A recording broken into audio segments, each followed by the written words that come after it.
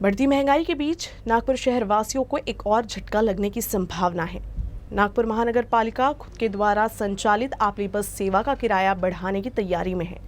नागपुर महानगर पालिका का तर्क है कि डीजल की बढ़ती कीमतों के बीच बसों का परिचालन किराए की पुरानी दर पर मुश्किल हो गया है। नागपुर महानगर पालिका अपनी आपली बस सेवा का किराया बढ़ाने की तैयारी में है। इसके लिए उसने किराए की नई दरों को लेकर अध्ययन शुरू कर दिया है। मनपा का परिवहन विभाग मुंबई और पुणे जैसे शहरों में बसों के किराए की तर्ज पर नागपुर में भी किराए की दर तय किए जाने को लेकर अध्ययन कर रहा है। प्रशासकीय स्तरावर आम्ही तयारी सुरू केलेली आहे। याकरिता अन्य महानगरपालिकांमध्ये जे परिवहन व्यवस्था आहे त्यांच्या दराचा तक्ता आम्ही मागून घेतलेला आहे।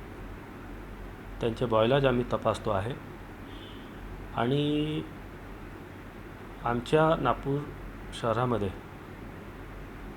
त्या दृष्टीने त्या स्वरूपाचे बॉयलर्स तयार करून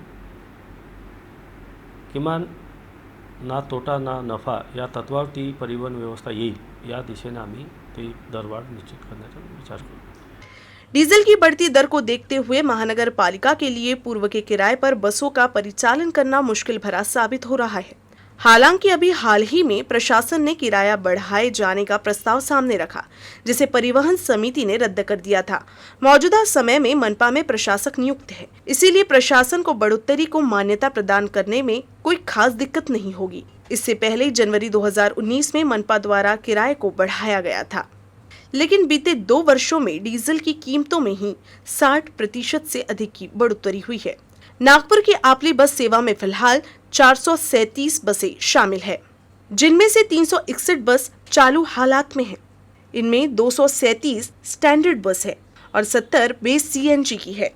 मनपा का परिवहन विभाग किराए को बढ़ाए जाने की तैयारी में है, लेकिन आयुक्त राधाकृष्णन भी तत्काल किराया बढ़ाए जाने के पक्ष में नहीं है। उनका मत है कि कुछ महीनों बाद परिवहन सेवा के बेड़े में शामिल होने वाली इलेक्ट्रिक बसों के आ जाने के बाद परिचालन के खर्च का आकलन कर नई दरों को तय किया जाए।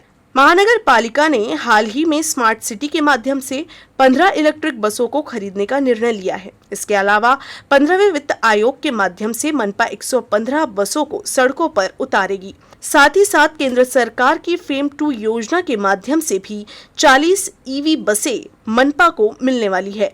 इस तरह से जब इलेक्ट्रिक बसों का संचालन शुरू हो जाएगा तो डीजल बसों का बोझ वैसे ही कम हो जाएगा। फिर भी जो डीजल बसें चलेगी उनका किराया एसटी महामंडल द्वारा फिलहाल में की गई 17% दर वृद्धि को मनपा भी लागू करेगी, ऐसी संभावना है।